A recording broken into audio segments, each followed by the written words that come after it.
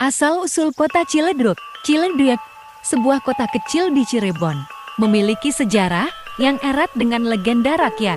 Nama Ciledug berasal dari dua kata, say yang berarti air, dan ledug yang berarti mendidih atau bergejolak. Dikisahkan, dahulu kala, ada sumber air panas yang keluar dari tanah dengan tekanan tinggi. Dianggap sebagai pertanda sakral oleh masyarakat setempat. Penduduk kemudian menamai wilayah ini Ciledug. Pada masa kerajaan Cirebon, Ciledug menjadi salah satu wilayah penting yang terhubung dengan pusat perdagangan Cirebon. Wilayah ini menjadi tempat persinggahan para pedagang dan pejabat kerajaan yang membawa barang dagangan dari pedalaman Jawa ke pesisir utara. Islam menyebar ke Ciledug seiring dengan pengaruh kerajaan Cirebon yang dipimpin oleh Sunan Gunung Jati. Para wali dan ulama mulai membangun masjid dan pesantren di Ciledug, menjadikan daerah ini sebagai salah satu pusat penyebaran ajaran Islam di Cirebon.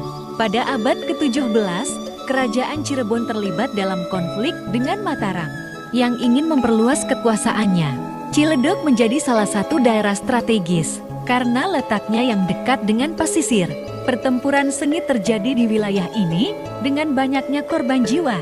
Ketika Belanda mulai masuk ke Nusantara, mereka melihat Ciledug sebagai wilayah strategis untuk menguasai jalur perdagangan.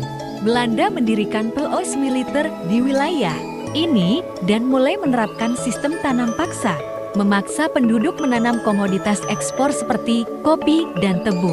Selama masa penjajahan, Ciledug mengalami perubahan sosial dan ekonomi yang signifikan.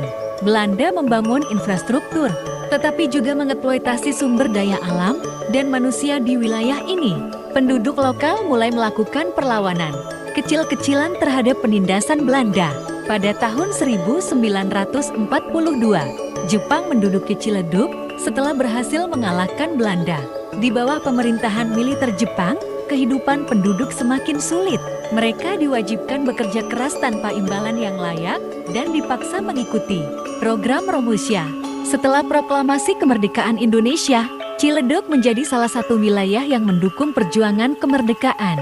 Pemuda-pemuda Ciledug ikut berjuang melawan tentara Belanda yang berusaha kembali menguasai Indonesia setelah Jepang kalah. Pada masa Orde Baru, Ciledug mengalami modernisasi yang pesat. Pemerintah membangun infrastruktur seperti jalan, sekolah, dan fasilitas kesehatan. Namun, modernisasi ini juga diiringi dengan masalah sosial, seperti urbanisasi dan hilangnya lahan pertanian. Pada era reformasi, Ciledug mengalami perubahan besar dalam bidang politik dan ekonomi.